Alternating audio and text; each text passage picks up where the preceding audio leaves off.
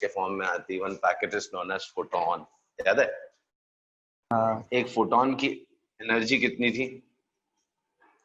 Energy of one photon is m into C square, भले उसका rest mass 0 होता, और मोमेंटम कितना था? h by lambda, right? या सॉरी, अगर फोटोन ये बोलो तो c, m इंटू सी, तो u can be written as p into C. पढ़ेंगे हम लोग इसको, इस कॉन्सेप्ट को और डिस्कस करेंगे डिटेल में आने वाले चैप्टर में, बट आई कैन से कि if a light transfers some energy u, then I can assume that it has transported momentum given by formula u by c। इसको इस नजर से देखना, अगर एनर्जी आ रही है रेडिएशन से, या अगर एनर्जी रेडिएशन से आ रही है सरफेस पे, तो यू हैव टू थिंक कि energy transport, sorry, if u is the energy transported to the surface, I can assume that u by c is the momentum transferred to the surface। नहीं, बस ये एकदम बिना sir पैर का ना लगे, इसके लिए मैंने दो एक्सप्रेशन लिख के दिखाए, बाकी हमारे सिलेबस में है, हम डिस्कस करेंगे आगे। p is what? Momentum is m into c, ठीक है, फोटोन का मोमेंटम, और फोटोन की energy transferred is m into c square, दो रेस्ट मासेस 0, रिलेटिव मास, तो m into c और c अलग कर दो तो p into c हो गया। तो if u is the energy transported to the surface, then I can claim that some momentum is transferred to the surface, and how much is the momentum transferred? u by c। तो momentum transfer होगा, तो momentum transferred per unit time क्या होगा? What is momentum transferred per unit time? सुना कभी? Hello, mc upon t। सत्यानाश, momentum transferred per unit time, ऐसे कैसे बोल दिया बेटा? नहीं सुना है? न्यूटन बुरा मान जाएगा। Newton second law of motion, momentum transferred per unit time itself is force. तो टाइम ही तो बोल रहा है, momentum transferred per unit time is force, and what is force transferred per, force acting per unit area? Pressure. Pressure, मतलब pressure लगेगा, उसी को बोलते हैं radiation pressure. Now let us derive expression for radiation pressure. Suppose करो ये surface है, right, जिस पे रेडिएशन आ रहे हैं, right, radiation shine on this surface, ठीक? तो ये सरफेस है, सरफेस एरिया ये, डेल्टा टी सेकेंड्स में suppose delta U energy is transferred to the surface, in delta t seconds some energy is transported by radiations to the surface। अब दो case होते हैं, बड़ा इंटरेस्टिंग है, जेई में क्वेश्चंस आते हैं इसके बाद। या तो कंप्लीटली एब्जॉर्ब्ड होगा, like black body, completely absorb हो जाएगा रेडिएशंस, या तो कंप्लीटली रिफ्लेक्ट हो जाएगा, और या तो फिर पार्ट एब्जॉर्प्शन पार्ट रिफ्लेक्शन, यही होगा ना। सरफेस पे अगर आप रेडिएशंस डालोगे, लाइट डालोगे, either it will be absorb if it is a perfectly black body, if it is a perfect reflector, if it is best reflector, then क्या होगा? कंप्लीटली रिफ्लेक्ट हो जाएंगे, पार्ट एब्जॉर्ब भी कर सकता है, पार्ट रिफ्लेक्ट भी कर सकता है, राइट? अरे बात समझ में? अगर ट्रांसमिट कर देगा तो कुछ नहीं होगा, अगर पूरी एनर्जी जितनी आई एज इट इज उधर निकल गई, इंटरेक्ट ही नहीं किया, एनर्जी उसने कुछ ली नहीं, रिफ्लेक्ट की नहीं, कुछ नहीं, जो होता नहीं कभी, बट अगर कभी पूछ ले, if it is completely transmitted on the other side, 100% transmit कर दिया, कुछ रखा ही नहीं, एब्जॉर्ब भी नहीं किया कुछ, तो फिर कुछ भी फोर्स प्रेशर नहीं लगेगा। बट अगर इसने एनर्जी एब्जॉर्ब करी, कितनी एनर्जी एब्जॉर्ब करी? डेल्टा यू, तो इसको मोमेंटम ट्रांसफर होगा, delta P suppose momentum transfer, तो momentum transferred to the surface will be what? कितना मोमेंटम ट्रांसफर होगा अगर delta U energy is absorb? बोलो, ऊपर ही लिखा formula, if delta u be the energy transported and completely absorbed, तो इस सरफेस ने कितना एब्जॉर्ब किया? Delta U. तो इस हिसाब से मोमेंटम कितना इंक्रीज हो गया इसका? डेल्टा यू बाय सी ऊपर लिखा होता फिर भी नहीं बोल पाते यार, इसीलिए उसके पहले बताया मैंने। तो मोमेंटम ट्रांसफर हुआ कितना? डेल्टा यू बाय सी। आई बात समझ? सवाल ये है कि अगर उसने कंप्लीटली रिफ्लेक्ट कर दिया तो क्या? ये रिफ्लेक्ट कर दिया अलोंग सेम पाथ। अच्छा, इसमें भी बड़ा ट्रिक क्वेश्चन आते हैं।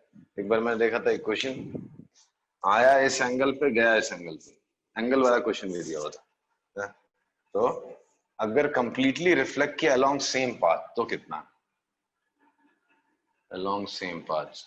और अगर एंगल पे आया तो फिर और डेल्टा पी रहेगा। सॉरी, डेल्टा पी रहेगा। 2 डेल्टा यू बाय सी। अब सोचो क्यों ऐसा हुआ?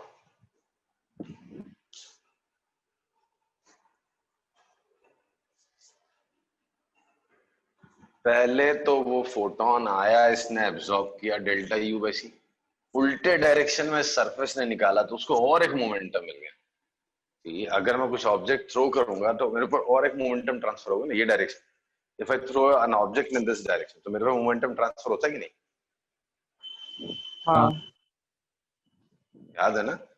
अगर आप बोट से जंप करोगे तो बोट पीछे जाएगा। रिकॉइल वेलोसिटी ऑफ गन, तो अगर मैंने इधर थ्रो किया तो मेरे ऊपर पीछे मोमेंटम आएगा, राइट? तो वो एक इससे सरफेस से रिफ्लेक्ट होगा, उसकी वजह से एक मोमेंटम हो गया, और एक जो आके टकराया था उसकी वजह से मोमेंटम होगा, तो डबल हो गया, 2 डेल्टा यू बाय सी हो गया। आई बात समझ में? हाँ। अगर पार्ट रिफ्लेक्शन और पार्ट एब्जॉर्प्शन हुआ तो डेल्टा यू बाय सी से लेके 2 डेल्टा यू बाय सी के बीच में डेल्टा पी कहीं लाई हो। अब वो डिपेंड करता है कितनी एनर्जी रिफ्लेक्ट हुई, कितनी एब्जॉर्ब हुई, right? If 50% energy is reflected and 50% energy is absorbed, right? तो डेल्टा यू का आधा, हाफ इज एब्जॉर्ब, तो डेल्टा यू बाई 2 एब्जॉर्ब हो गया तो उसकी वजह से इतना आ गया, और आधा रिफ्लेक्ट हो गया तो 2 डेल्टा यू बाय 2 से, तो 3 बाय 2 डेल्टा यू बाय सी, इतना मोमेंटम ट्रांसफर। तो डिपेंड करता है क्वेश्चन पे क्या डेटा दिया हुआ है, राइट?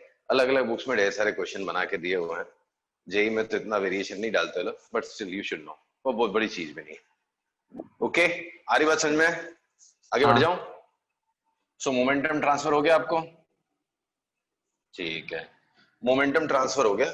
मैं एक केस लेके चल रहा हूं, फिर आप जब भी जैसा सिचुएशन हो, ये होगा तो डबल कर दिया करना, ये होगा तो इतना आएगा सब्स्टिट्यूट। ओके, तो delta P by delta T, delta P by delta T is most, तो delta U by delta T into C, right? So delta P by delta T is force, ठीक है? तो फोर्स कितना हो गया? Delta U by C delta T. अगर किसी point पे, इस पॉइंट पे रेडिएशन का इंटेंसिटी आई है, तो आई क्या हो गया? एनर्जी ट्रांसपोर्टेड, मतलब कितनी लाई गई पर यूनिट एरिया पर unit time, by definition. Intensity का डेफिनेशन क्या है? समझा। एनर्जी ट्रांसपोर्टेड पर यूनिट एरिया पर यूनिट टाइम। तो ए एरिया है, तो अगर पूरी एनर्जी इस पे डेल्टा यू गिरी तो delta you by A into delta T, तो डेल्टा यू इस फॉर्मूले से क्या हो गया? आई ए डेल्टा टी, यहाँ डाल दो, तो फोर्स हो गया I A delta T C delta T. तो force exerted by radiation on surface of area A, right, on surface of area A, when intensity of radiations on that surface is I, is given by formula IA by C. Pressure क्या होता है? Radiation pressure लिख देता है यहाँ पे, force by area, तो area से डिवाइड कर दो I by C। अच्छा, So radiation pressure is I by C.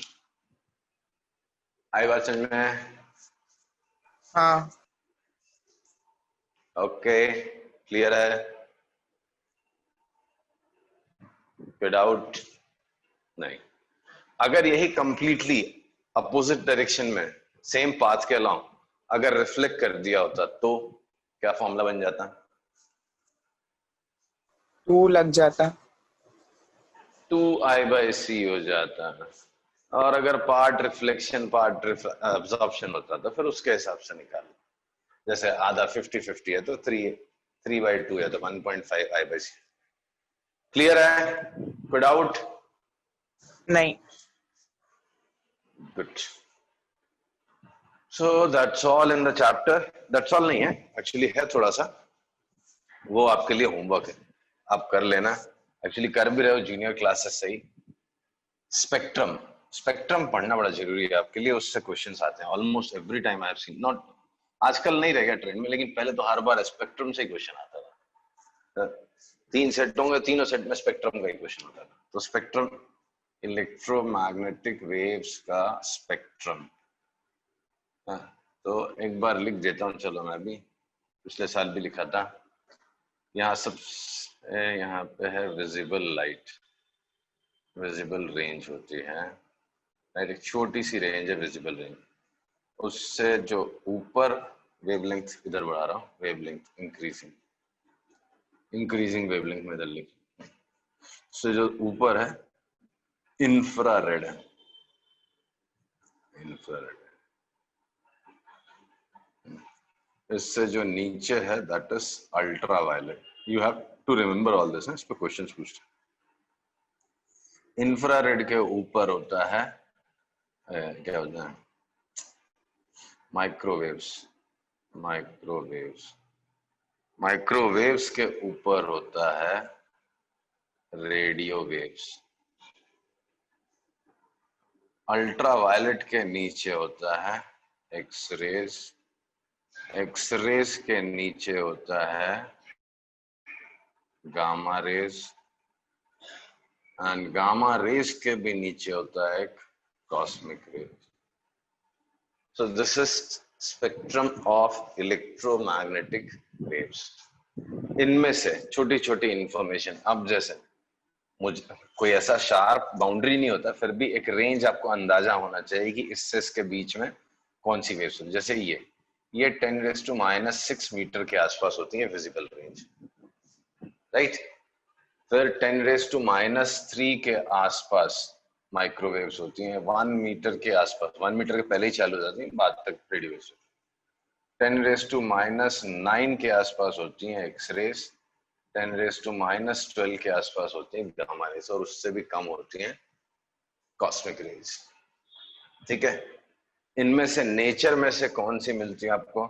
ये रेडियो एक्टिव सोर्स से मिलता है, बस इतना ही आपको जानना है जो मैं बता रहा हूँ ना, ऑब्वियसली पढ़ लेना थोड़ा। रेडियो एक्टिव सोर्स से मिलता है, ये लैब में हम प्रोड्यूस करते हैं, नेचर में नहीं मिलता। ये सनलाइट में भी है, राइट, सनलाइट में है, हम भी बना सकते हैं, राइट, लैब में भी बना सकते हैं। विजिबल रेंज हर जगह, बल्ब से आ रही है, बहुत सारी जगहों से आ रही है, राइट, बल्ब, सन, बहुत से। इंफ्रारेड, ये हीट रेडिएशंस होते हैं, they give sense of warmth, right, these do not give the sense of warmth. तो ये होते हैं जो सेंस ऑफ वार्मथ देते हैं, heat radiations, they are derived from sun, natural sources, और भी अदर सोर्सेस हैं, राइट। माइक्रोवेव्स, माइक्रोवेव्स लैब में, मशीन्स में, माइक्रोवेव ओवन है उसके अंदर माइक्रोवेव्स, तो माइक्रोवेव्स हम खुद प्रोड्यूस करते हैं, राइट, नेचर में नहीं मिलेगा। Radio waves again we produce. When I say lab, that doesn't means कि आपका फिजिक्स लैब है, लैब मतलब है, मतलब हम आर्टिफिशियली प्रोड्यूस करते हैं, ठीक है, सन से नहीं आएगा। जैसे सन से विजिबल लाइट आती, रेडियो वेव्स नहीं आती सन से, राइट। माइक्रोवेव्स भी लैब में, कॉस्मिक रेज ये यूनिवर्स से आती है, राइट, ये यूनिवर्स से आ रही, राइट, सन से या कहीं कहीं से आती, राइट, सोलर फ्लेयर में आती कॉस्मिक रेज, और कुछ कुछ में आती है। ये हो गया। फिर एक एक बार यूजेस, गामा रेडिएशंस का यूज क्या है? गामा रेडिएशंस कहाँ यूज होते हैं, कभी सुना है किसी ने? यूजेस पे ऊपर क्वेश्चंस आते हैं। अवेंजर्स में सुना है सर। अवेंजर्स में बताओ ना, अवेंजर्स में किस लिए यूज कर रहे थे? I am sure cancer use नहीं ट्रीटमेंट कर के रहे। लिए तो नहीं यूज कर रहे होंगे, बट कैंसर ट्रीटमेंट में यूज होता है। हाँ हेलो हेलो। हाँ सर सुन। हाँ सर। तो कैंसर ट्रीटमेंट में और मेडिसिन में यूज होता है, राइट। एक्सरेज कहाँ यूज होता है? Security CT checks, scan. Security checks and body scan में, राइट ना? हाँ हाँ तो ये भी मेडिकल में यूज होता है, बॉडी स्कैन में, और किस में यूज होता है? सिक्योरिटी में। एक एक यूज तो कम से कम याद रखना ही आपको, एक एक ही पूछेंगे, बहुत ज्यादा नहीं पूछते। अल्ट्रावायलेट, अल्ट्रावायलेट कहीं यूज होता है? डू यू रिमेंबर एनी हाँ place where you have used ultra? कहाँ यूज होता है? यूवी सर, रेस वो भी आपके घर में ट्रीटमेंट के यूज लिए यूज होता होता है। है? मैंने कभी नहीं सर सोचा केमिकल अल्ट्रावायलेट रिएक्शन रेडिएशन में से। यूज होता है ना।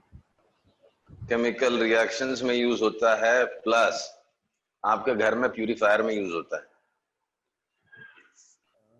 यूवी प्यूरिफायर नहीं सच सुना? में? हाँ सुना है। अरे ओ हाँ। टीवी पे ऐड यूवी, आता है। उसमें सही में अल्ट्रावायलेट रेडिएशन से जर्म्स किल होते हैं, बेसिकली जर्म किल के लिए यूज करते हैं अल्ट्रावायलेट। हाँ, विजिबल रेंज तो देखने के लिए, विजन के लिए काम आता है, राइट। फिर इंफ्रारेड रेस, ये किस में काम आता है? वार्म तो देता ही देता है। आपके जितने रिमोट है वो सब इस पे यूज करते हैं, रिमोट कंट्रोल। मिथिलेश ने लिखा है सर। टीवी रिमोट और सब ना, क्या बोला? मिथिलेश ने लिखा है सर रिमोट। क्या बात। आईआर कैमरा भी होता है, इंफ्रारेड रेस वाला कैमरा भी होता है। इधर भी मैंने एक लगा रखा, आईआर कैमरा लगा हुआ है, राइट। कुछ दिन बाद उसको यूज करूंगा। माइक्रोवेव्स ओवन में यूज होता है, कम्युनिकेशन में यूज होता है। टीवी कम्युनिकेशन में माइक्रोवेव्स यूज होते हैं, राइट। तो ओवन में यूज होता ही है। ओवन वाला यूज शायद एक्सप्लेन भी किया हुआ है आपका। ओवन में क्या होता है? बहुत हाई इंटेंसिटी के माइक्रोवेव्स प्रोड्यूस होती हैं, कहाँ पे? ओवन के अंदर, राइट। तो वो क्या करती हैं? इलेक्ट्रिक फील्ड लेके आती, राइट। हेलो। हाँ माइक्रोवेव्स ऑसिलेटिंग इलेक्ट्रिक फील्ड लेके आती, तो वो, अब जो वाटर है, water is an electric dipole.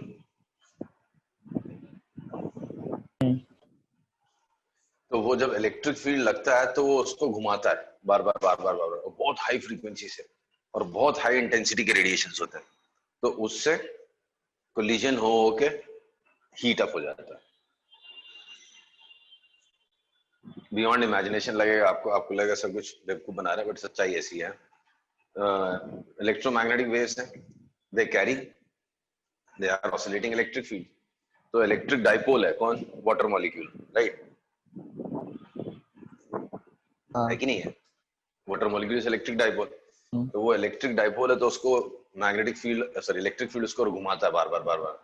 तो एज अ रिजल्ट वो हीट हो जाता है, कोलिजन होगा, घुमाएगा तो कोलिजन होगा आजू बाजू, तो उसकी वजह से हीट हो जाता है। हीट हो जाता है तो खाना पक जाता है। समझा? हाँ हम्म। फिर radio waves, again communication, communication में रेडियो वेव्स यूज होती हैं, राइट। तो ये एक एक यूज याद कर लो, एंड अंदाजे से रेंज याद कर लो। कोई पूछेगा 10⁻⁻8 मीटर, तो कौन सी रे आएगी? तो कहीं गलती से अल्ट्रा वायलेट मत बोल देना। अल्ट्रा वायलेट बड़ी छोटी सी रेंज होती है, 10⁻6 के आजू बाजू। थोड़ा सा 10⁻6 से नीचे जाओगे तो अल्ट्रा वायलेट खत्म, फिर एक्सरे शुरू हो जाती है। कोई शार्प बाउंड्री नहीं होती, remember, there is no sharp boundary कि बराबर 2 × 10⁻8 के जस्ट नीचे एक्सरे और उसके ऊपर ultra, there is no such sharp boundary. Characters धीरे धीरे चेंज होते जाते हैं, राइट। तो वो कभी आपको कंफ्यूजिंग वाला क्वेश्चन नहीं देंगे। आपसे पूछेंगे 10 मीटर वेवलेंथ है, तो आप समझ जाना अच्छा रेडियो वेव की बात कर रहे हैं। आई वो समझ में? हाँ। तो सर वो ऐसा आपने 1 मीटर कॉम्प्लिकेटेड, लिखा है ना? बेटा 1 मीटर के ऊपर सब रेडियो वेव है। अच्छा। 100 मीटर की भी रेडियो वेव है, किलोमीटर की भी होती है, 10 × 10⁻³ की। और ये जो मैंने लिखा है ये आजू बाजू है, ऐसा नहीं लिखा है कि बराबर इसके इतनी ये है। हाँ, इसके पहले रेडियो वेव्स चालू हो जाती है, इसके बाद में चलती रहती हैं, 1-1 किलोमीटर की रेडियो वेव्स होंगी, समझा?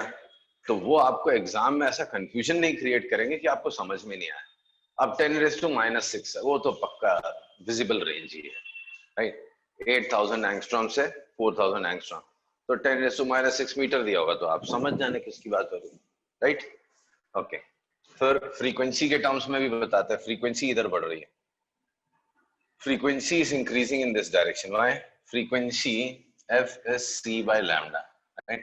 N is c by lambda, right? Na? Wave velocity upon wavelength is frequency. Clear? हाँ तो ये हो गई कहानी आपके। तो अभी आपको कभी ढूंढना भी हो तो आप निकाल लें, जैसे ये चाहिए तो c कितना 3 × 10⁸ अपॉन 10⁻⁹, तो 3 × 10⁻17, राइट?